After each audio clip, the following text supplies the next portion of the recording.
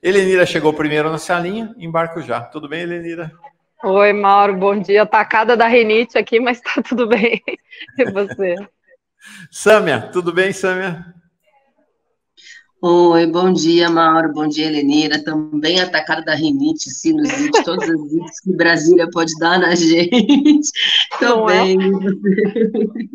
A seca já chegou em Brasília. Então tá atacando quem tá por aqui. E essa mudança climática, e também essa vida corrida, tudo junto, né? Vira uma bomba para nossa saúde.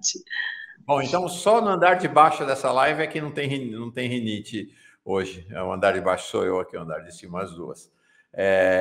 Eu queria falar, antes do arcabouço fiscal, falar sobre ontem a CPI do MST. Foi realmente muito impressionante, me chamou muito a atenção, sabe, Helenira e Sâmia, o fato de que você tinha, de um lado, como as coisas vêm à tona, né?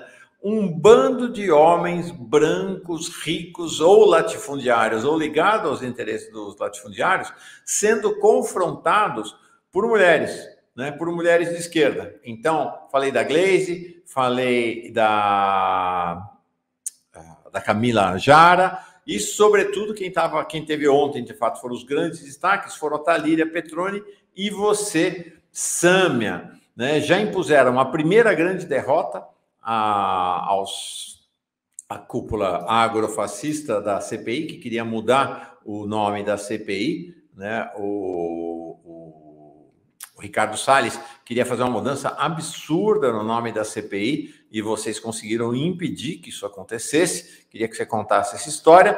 E depois, nesse episódio, vou mostrar aqui bem rapidinho, né? O presidente da CPI tentou tirar a Sâmia, censurar a Sâmia em plena CPI. Entrou pelo cano. Que o Moraes autoriza a Polícia Federal a retomar a investigação do presidente da CPI do MST pela participação em atos democráticos, que até agora o senhor estava dizendo que era mentira. Nós não vamos permitir ataques pessoais. Eu tive o microfone cortado quando ainda havia 30 segundos para eu poder concluir o meu tempo de líder. Eu estava lendo uma reportagem da imprensa.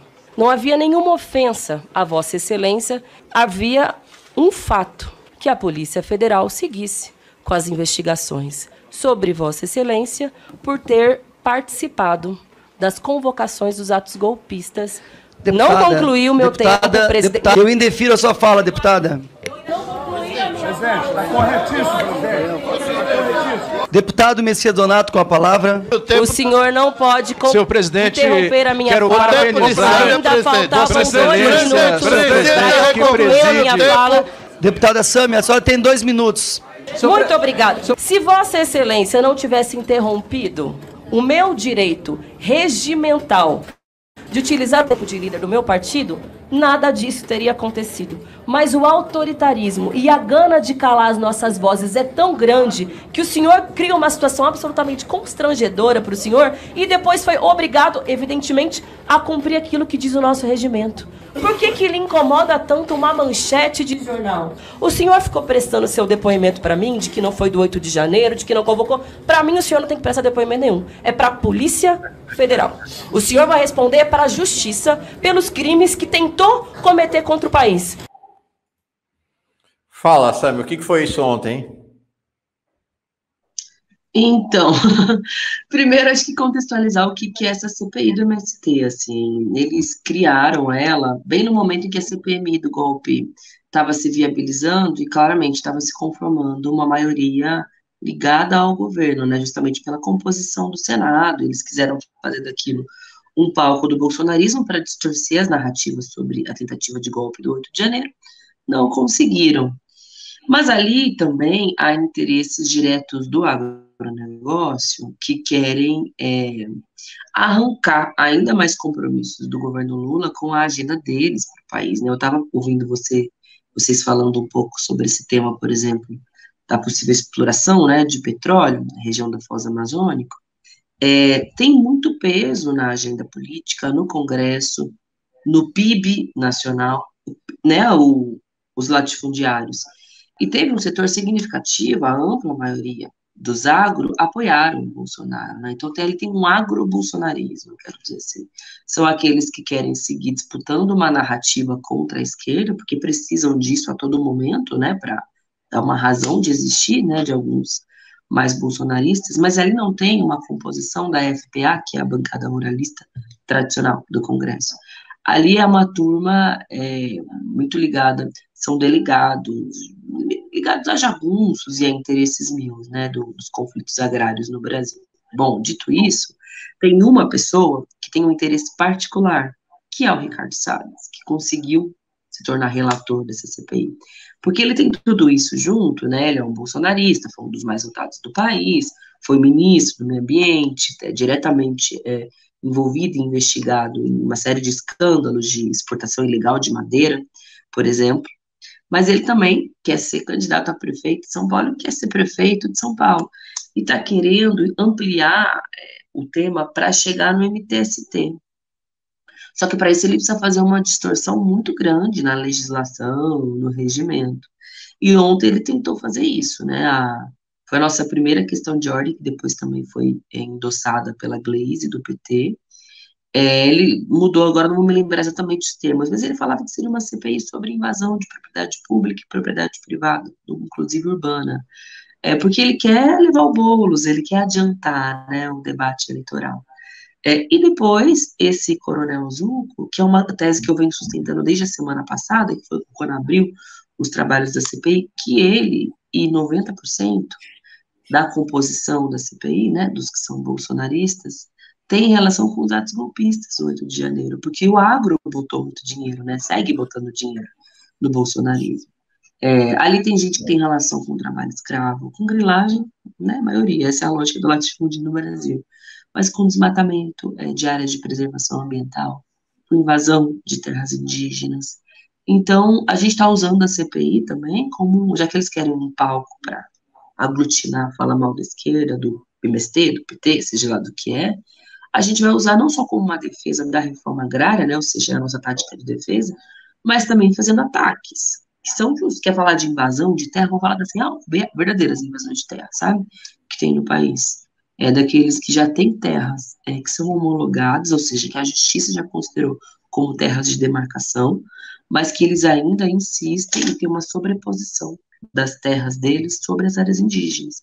Tudo isso tem que ser exposto, eu acho que isso incomoda. E eu não estava ironizando, simplesmente o que eu fiz foi ler a manchete de jornal, porque eu sei que incomoda, é claro que incomoda, a gente está sendo ali investigado pela Polícia Federal, a partir de um despacho do Alexandre de Moraes, a gente sabe o que isso significa, né? Mas isso, para mim, era importante porque descredibiliza a CPI, assim. O relator está fazendo daquilo um palanque porque quer disputar a eleição em São Paulo. Não convenceu nenhum partido dele de que ele tem que ser o candidato, mas já está organizando a campanha dele. O presidente é um cara que tem envolvimento nos atos golpistas. Ali é tudo gente financiada pelo agro bolsonarista. Então, peraí, tem de fato, né, um fato relevante, assim, que precisa ser apurado? É claro que não. Então, esse é um pouco o nosso papel na CPI. Só que eu vou falar, é muito desgastante, assim, porque eles pegaram uma pessoa que tem um chorume do bolsonarismo e botaram ali, sabe? É uma gente muito, muito ruim, muito baixo nível mesmo, que fica repetindo, que é terrorista, que é bandido, lá. Mas não tem problema, vamos em frente, são 120 dias e vamos encarar essa tarefa agora. Também acho bastante desgastante, né? Ontem, inclusive, no final, espera aí, gente, no final, depois que a gente acabar a entrevista, eu vou mostrar uma fala da Talíria Petroni, que também teve uma confrontação muito acerba. E ela foi interrompida, ou tentou interrompê-la, um desses aí, né? Um tal do delegado Éder Mauro. É isso que você falou, tem delegado Éder Mauro, tem capitão Alden, tem tudo essas coisas, né? Delegado, tenente, coronel, né? Essa turma aí. E ela foi para cima dele e falou, eu não admito ser interrompida por torturador, não. Que contra esse delegado Éder Mauro pesam seríssimas acusações de ser da escola de Carlos Alberto Brilhante Ustra. Helenira, você não está na CPI, você é do Instituto Federal Urbano, mas você tem uma profunda ligação com o MST, inclusive a sua corrente política dentro do PT é uma corrente centralizada pelo MST, né? Como é que você está acompanhando? Então, Mauro, é um show. Sabe quando eu digo que o Brasil é fundado em 3 pilares, as capitanias hereditárias, a escravidão e o estupro? Essa CPI consegue ser o show de horrores disso coordenado, assim. É um negócio impressionante, porque são os herdeiros das capitanias hereditárias e os escravocratas, e os que praticam escravidão até hoje, ou os que se ressentem de não poder praticar, e indo para cima das mulheres que estão defendendo a reforma agrária, a comida, né? Porque ao fim e ao cabo, a diferença entre o MST e o agronegócio no Brasil é quem produz comida e quem produz commodities, né? Então, quem está defendendo comida sem agrotóxico, e a maioria é representada por mulheres que estão tendo que comprar esse enfrentamento em condições. Força aí, viu, Samia? Porque eu sei que não é nada fácil, porque eles são brutais, eles são grotescos, eles atuam na lógica da cultura do estupro e da brutalidade, da masculinidade mais tóxica, né, que a sociedade tem. Homens brancos empoderados, ricos, autoritários, empoderados inclusive de poder de polícia, de exército, de forças armadas, como você disse. Então é um show de horrores. Agora, o MST tem conseguido, e as nossas bancadas, né, a Samia, a Thalíria, a Gleisi, enfim, fazer essa demonstração de que, na verdade, eles são o que eles acusam os outros de ser. Eles são invasores de terra, eles são desmatadores, eles são criminosos, eles são ladrões, eles são os que desrespeitam a lei de fato. E aí a ligação com o 8 de janeiro, eu acho que é muito forte, porque não é só o 8 de janeiro, todos os acampamentos em frente aos quartéis foram financiados por esse agronegócio. Aqui, eu sou de Santa Catarina, né, e ali a gente tem esses representantes de pessoas que investiram muito dinheiro para dar quilos e quilos de carne para as pessoas que estavam lá, para fornecer toda a estrutura, e a bancada com, ao fim e ao cabo, dinheiro público, porque tanto pela parte que era vinda do Exército, quanto pela sonegação. A gente precisa lembrar que o agronegócio não gera emprego, gera desmatamento, gera poluição. A gente está no Brasil com um aumento absurdo, não sei se vocês já viram isso, da quantidade de gente com câncer de estômago e de intestino por causa do aumento monstro da quantidade de agrotóxico que esse povo põe na comida. Então, é um enfrentamento, né, da vida contra a morte, no fim das contas, se você pensar bem. Mas, assim, é o show desses 3 pilares da história do Brasil com os quais a gente não conseguiu lidar. E o Éder Mauro é o da peruca, né, sabe? Toda vez que eu vejo esse homem, eu tenho vontade, eu não sei se de rir ou de chorar, por causa daquela peruca que ele usa. E o pior é assim, é que, além de tudo, eles são pessoas com muito pouca, como é que eu vou chamar isso? Né, cultura geral, assim. Então, eles só sabem funcionar na brutalidade. É o exemplo da jagunçada brasileira mesmo, porque alguns são os latifundiários, mas a grande maioria são só os jagunços. Eles nem sequer chegam a exatamente lucrar de verdade com isso. Eles são empregados dessa gente e, infelizmente, alguns acham que são importantes por serem empregados. Mas eu acho bom eles darem uma olhada no Deltan Dallagnol, porque o que os verdadeiros donos do poder nesse aspecto aí fazem é usar esse tipo de gente e jogar fora logo depois. Então, o Ricardo Salles, acho bom ele botar a falta de barbas dele de molho, porque ele é um que vai entrar rapidamente nessa lista de que os latifundiários vão jogar aos leões aí, porque depois que cumpriu o trabalho que fez a tarefa, pode acontecer qualquer coisa, né? Sim. Eu queria ir para o tema do arcabouço. Antes de falar da votação e do resultado, eu queria falar de algo que me surpreendeu e fiquei verdadeiramente muito impactado ontem, que foi a reunião que finalizou o arcabouço. A reunião que definiu o desenho final do arcabouço e que levou, inclusive, àquela decisão última do relator, como eu digo, lirista, bolsonarista, o Cláudio Cajado, de tirar aquela folga que havia no orçamento de 2024. Esta reunião me deixou muito impressionado, gente, porque esta reunião pode parecer exagerado, mas eu acho que foi um novo 8 de janeiro. Mas me parece um 8 de janeiro que deu certo. em certa medida, porque essa reunião aconteceu na casa do presidente do Senado. Essa reunião, estes aqui são os que apareceram de público na entrevista coletiva. E é curioso, tem o Haddad, que é do PT, mas a gente tem numa reunião, nesta coletiva, para falar do arcabouço fiscal, e olha, não falaram só do arcabouço fiscal, falaram também da reforma tributária. A gente só tem homens brancos que perderam a eleição, de partidos que perderam a eleição. Então estava lá o PP, né, com o Cláudio Cajado, o último, ao lado dele está o Aguinaldo Ribeiro, que é o chamado líder da maioria, também do PP, da Paraíba, aí o presidente do Senado, do PSD, aí o Lira, do PP, o Haddad e o Elmar Nascimento, do União Brasil. Então, a reunião que fechou o desenho do arcabouço fiscal foi uma reunião feita entre o Haddad e os partidos que perderam a última eleição, não que ganharam a última eleição, foram derrotados na última eleição. Quando a gente olha quem estava dentro da casa e aí não saiu para a conversa, é um choque. Esta era a composição da reunião ontem.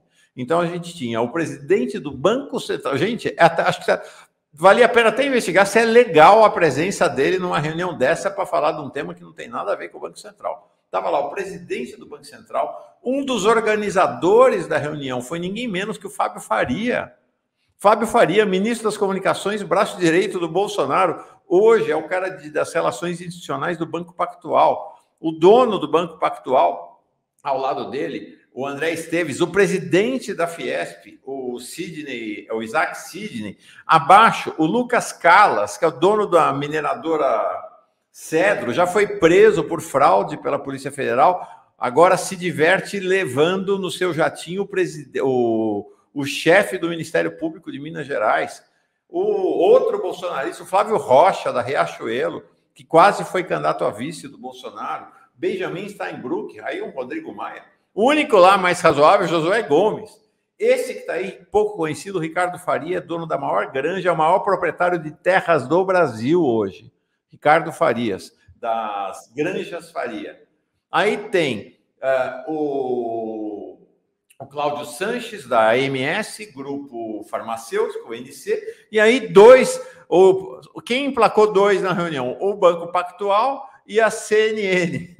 A CNN, que fez, junto com a Jovem Pan, a dupla de mídias bolsonaristas, estava com duas pessoas na reunião, o Rubens Menin, dono da CNN e da MRV, e o João Camargo, que é também um dos co-organizadores da reunião. Então, foi o Elmar Nascimento, o Fábio Faria e o João Camargo, que é o dono da Esfera Brasil, é um grupo de lobby empresarial. Quero dizer para vocês duas, fiquei muito chocado com essa reunião de manhã. Esta reunião é que definiu que, inclusive, a votação do arcabouço aconteceria ontem e não hoje, né? Foi nesta reunião que foi definida. Muito impressionante mesmo. Sâmia. Pois é, Mauro.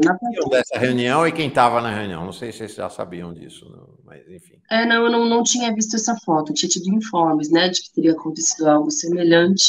E a verdade é que boa parte do futuro do país, assim, dos corredores de Brasília, são permeados pela presença de tipos assim, né? Não é só uma orientação abstrata, tem a presença efetiva do lobby e do PIB, né, determinando para onde o PIB vai seguir sendo direcionado. Essa é a proposta de arcabouço fiscal. Bom, o pessoal votou contra na urgência e também contra no mérito. Houve muita pressão, claro, para que se votasse a favor, porque o partido, de fato, é base do governo, mas, assim, não tinha condição, a gente debateu, não tinha condição nenhuma. Já não tinha condição com o relatório original, com aquele que foi modificado e piorado pelo Cajado, aí piorou. Na PEC de transição, estava dito, né, que desconstitucionalizaria o teto e seria substituída a partir de uma lei complementar que pode ser criada até agosto. Então, esse é o primeiro questionamento, assim, porque tão assodado, o governo em alguns meses planejou e a gente teve alguns dias para conhecer, discutir e votar. Urgência para o mérito, menos de uma semana.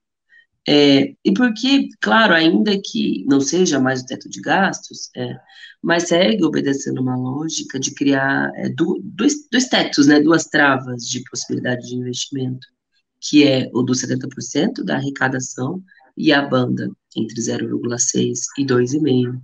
Acontece que, por exemplo, a gente tem os pisos constitucionais da saúde e da educação, que crescem a 100%, que vai ou comprimir as outras áreas, ou vai obrigar automaticamente a desconstitucionalizar esses pisos, que deve ser o que vai acontecer. Porque o Haddad, há algumas semanas, ele mencionou isso, né, de que chegaria uma PEC nesse sentido. O que significa, na prática, é tirar da Constituição que tem que ter piso constitucional, tem que ter piso de investimento para a saúde e para a educação. Vai desmontar completamente a educação e a saúde nos estados.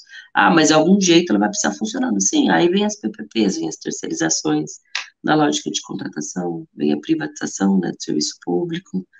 E daí também incluiu o Fundeb, que inicialmente estava fora, o piso da enfermagem, foi assim, muita luta para finalmente ser conquistado.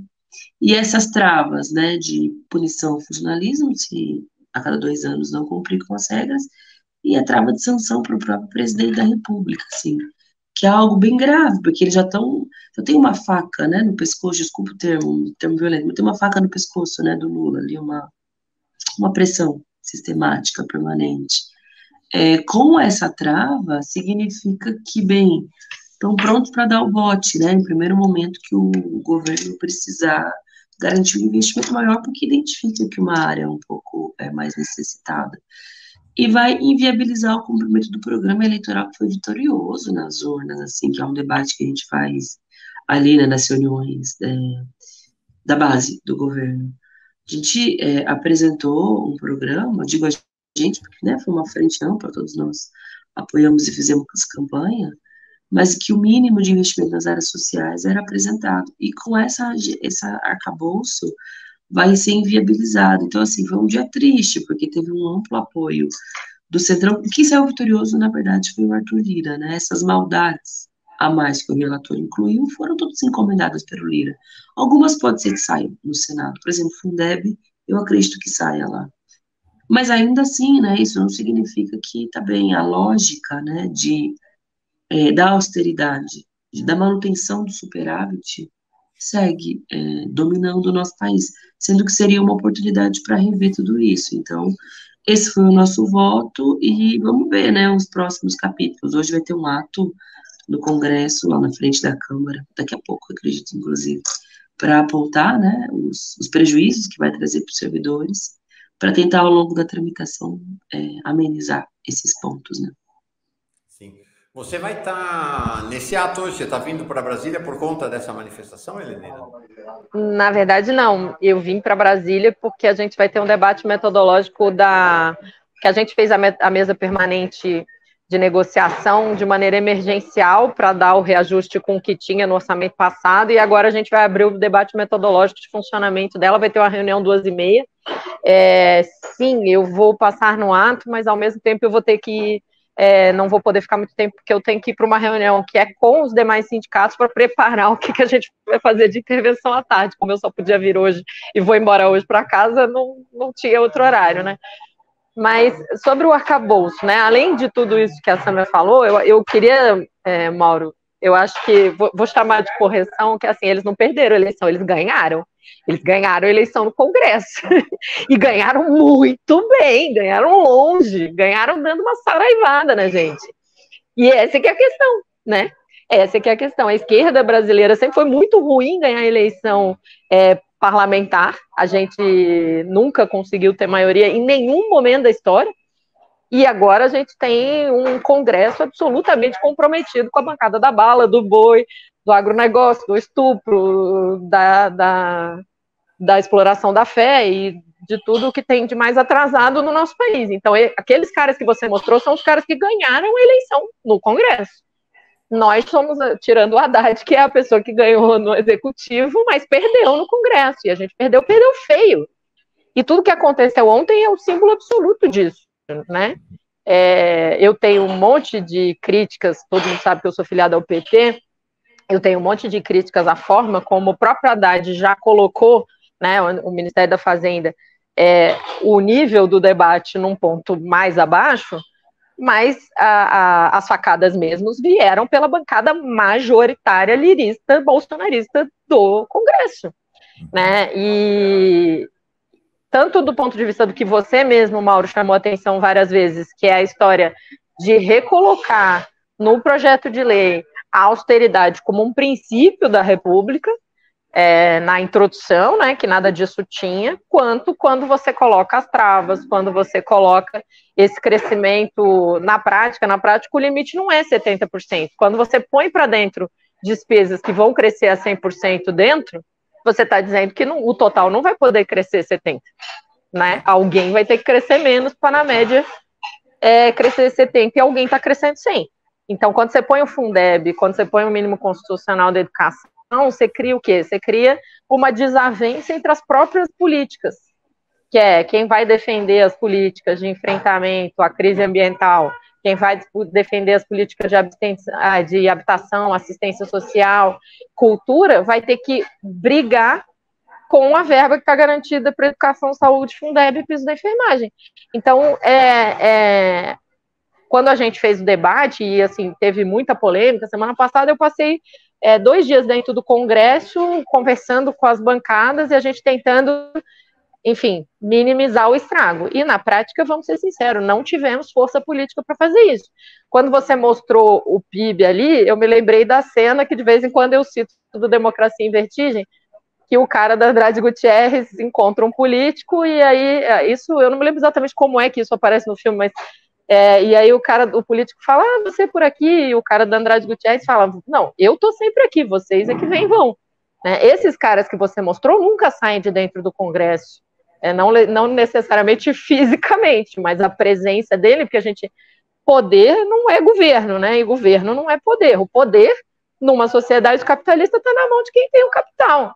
E aí, por exemplo, a CNN e a Globo, eu todo dia eu digo, vocês falam assim, por que eles mantêm que essas coisas só dão prejuízo, né? A CNN e a Globo só dão prejuízo. Por que eles mantêm? Porque, na verdade, é o meio de comunicação dos rentistas, né? Assim como o Banco Central é um instrumento de imposição de política no interesse dos rentistas do Brasil. E a gente está falando de meia dúzia de pessoas. E aí, também, quando eu vejo essas fotos que você mostra, também a gente precisa mostrar para o povo da esquerda como o debate antirracista e feminista é o centro do debate da classe. Olha a cara, eles são todos iguais, gente. Dá para trocar um pelo outro, que você mal vê a diferença. Sim. Eles todos iguais. E por que eles são todos iguais? Porque eles são os representantes legítimos dos escravocratas, descendentes dos donos das capitanias hereditárias e dos estupradores estruturais do Brasil. Eu vou dizer uma coisa para vocês, eu estou no aeroporto, né, o aeroporto, quarta-feira de manhã, eu olho em volta do bar, da lanchonete onde eu estou sentada, e só tem homem branco. Só tem eu de mulher e uma outra mulher numa mesa lá do outro lado. Por quê? Porque quem está no aeroporto de manhã, que chegou aqui para fazer negócios em Brasília? Os representantes do poder. Quem são os representantes do poder? Quem é o poder e quem trabalha para o poder? São homens brancos, héteros, letrados, de classe média alta. É tudo igual. Aqui também, se você olhar aqui para o lado, é todo mundo parecido. Então, para a gente perceber que a classe trabalhadora brasileira, ela tem outra cara. Ela não é representada por essas pessoas. E aí, assim, eu acho que o debate do arcabouço, eu sinceramente sou menos esperançosa do que a Samia, acho muito difícil que mude no Senado, porque mudar no Senado obrigaria a votar, não sei, Samia me corrija se eu estou errada, mas obrigaria a voltar e debater na Câmara de volta, e eu acho que, assim, o PIB baixou o seu peso e disse, vai ser do jeito que a gente quer, e só tem uma coisa que enfrenta isso, que é a gente na rua, mas a gente hoje não tem uma condição de mobilizar a população, não teve, né? Eu vou lá para o ato, a gente vai fazer, mas a gente não conseguiu explicar para a população e fazer a população se organizar para atuar. O povo brasileiro, a grande maioria, as mulheres pretas da periferia, elas estão lutando por comida, e o que foi decidido ontem vai interferir na quantidade de comida que vai chegar na mesa delas e dos filhos delas, mas a gente consegue fazer esse povo votar na gente, mas a gente não tem o nível de mobilização necessário para enfrentar o PIB em votação desse tipo. Sim. Infelizmente, acho que a gente tem que trabalhar muito por isso, né? E a gente está fazendo isso. Eu fiz uma ironia amarga ontem, repito aqui, que essa reunião foi na casa, na residência oficial do presidente do Senado, né, com esses homens. Mas que, olha, podemos ficar tranquilos. Havia mulheres e pessoas negras lá na casa, né? Elas eram as cozinheiras, Servindo as café. copeiras, os garçons, os seguranças, o jardineiro. É um retrato do Brasil, né? É um retrato, efetivamente, da estrutura do país. Márcia Simão diz assim: olá, Helenira, Mauro e Sâmia. Parabéns, Sâmia, pela sua coragem e por sempre ir para cima dessa machalhada nazi-fascista. Outro superchat que chega aqui da Márcia Simão. Parabéns, Mauro, por não se render incondicionalmente ao nosso governo.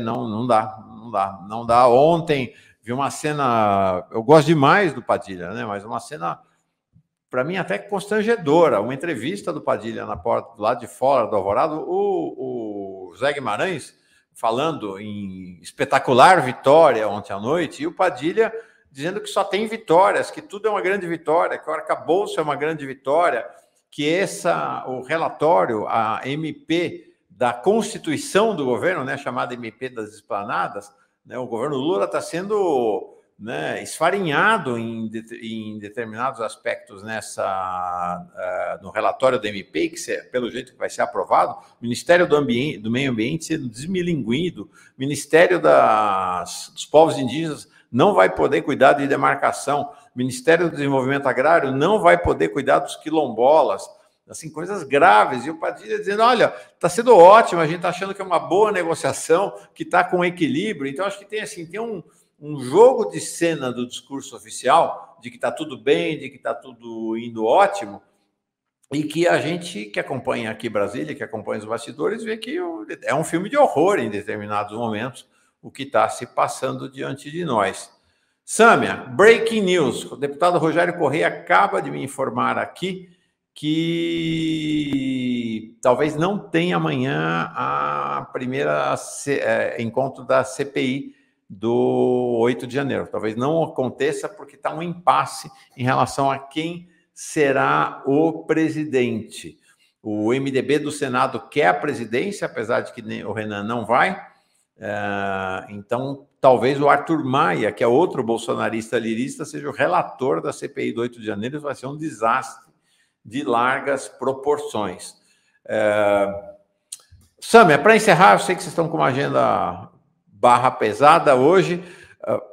Como é que se prevê agora o segmento da relação entre o PSOL e o PT? É importante dizer que 30% do PT ontem, apesar de ter votado a favor do arcabouço, considerando que não tinha outra alternativa por um lado, e por outro lado tinha uma pressão brutal do Planalto para que a bancada votasse a favor, 30% da bancada do PT fez uma declaração de voto muito assertiva em separado, né? Uma declaração de voto contestando, na prática, contestando as bases do arcabouço fiscal. É o chamado grupo da esquerda do PT. Né? Aproximadamente um terço, esse grupo chega a metade em determinadas condições, mas um terço aí está lá, Lindbergh, Rui Falcão, Helder Salomão, Dandara, Carol D'Artoro, o próprio Rogério Correia, até o Orlando Silva do PCdoB assinou. Como é que você imagina o estatuto dessas relações da esquerda no Congresso Nacional?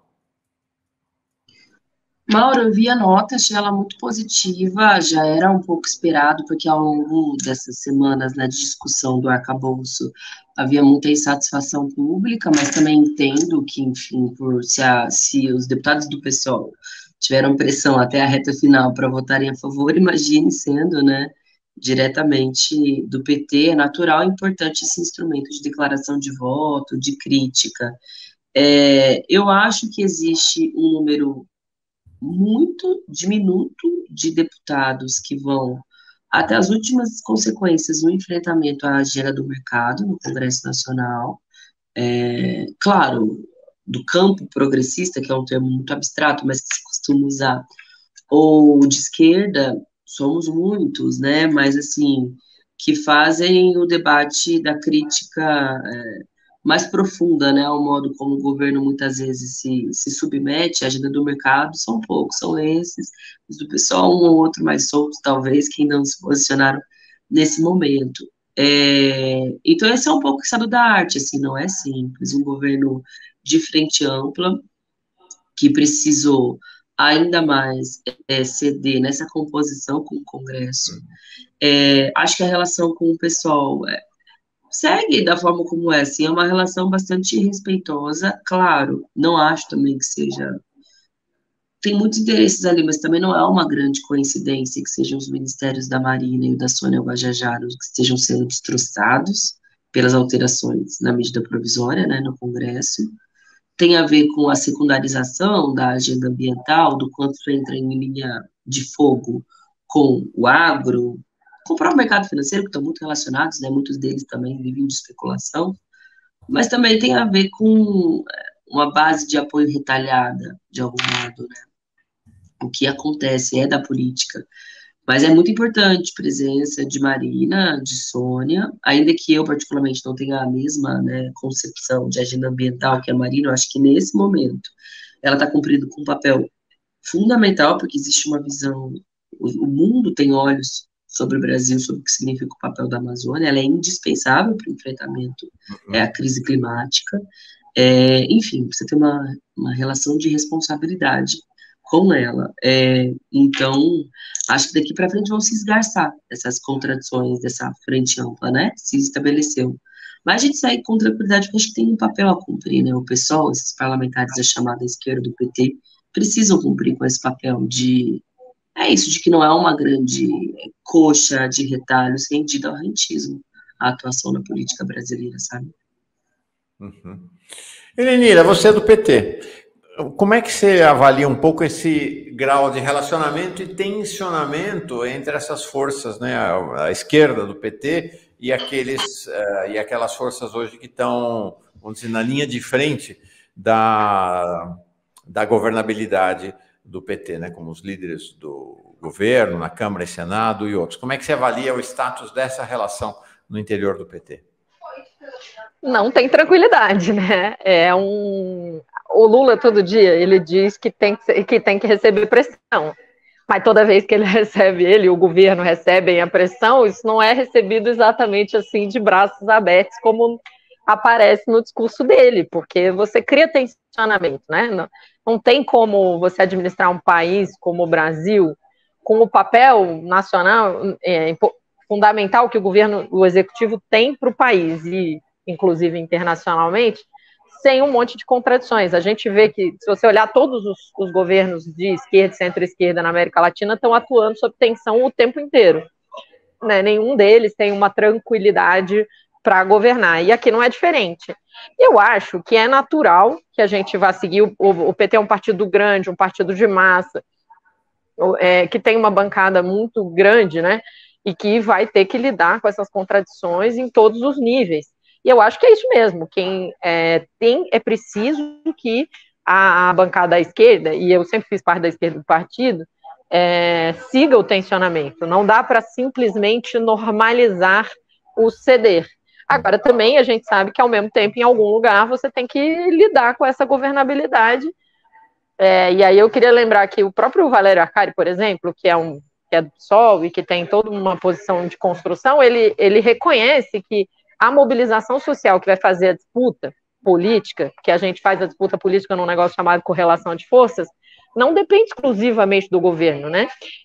Para você ter mobilização social, pressão em cima do Congresso, depende de uma série de coisas, entre elas um posicionamento do governo que eu acho que podia ser melhor. Eu, em vários momentos, disse, o Haddad, ele precisa ir aí nessa reunião com o PIB brasileiro, mas por que ele não recebe as centrais sindicais? Por que ele não recebe o fórum? Por que ele não recebe o MST, o movimento feminista, o movimento antirracista, para debater arcabouço fiscal? Que a gente tem o que dizer, a gente tem construção, a gente tem conhecimento técnico. Eu, por exemplo, no debate do arcabouço, eu estava avisando para a própria bancada do PT que não sabia que nos 5 anos de governo, desde o golpe, né, até o governo Bolsonaro, a gente teve uma redução dos servidores ativos em 10%.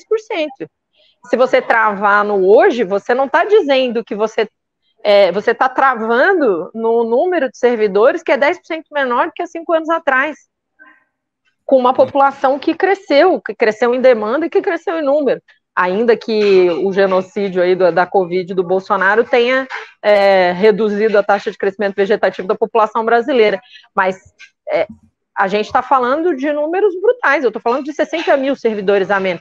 Parece pouco, né? Mas a gente tinha 30 servidores ativos federais para cada 10 mil habitantes e agora a gente tem 27.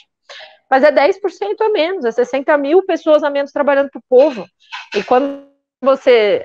mas se não cumprir a meta por 2 anos, e a gente acredita que a gente vai cumprir, bom, eu espero que sim, mas eu acho muito arriscado tomar essa decisão.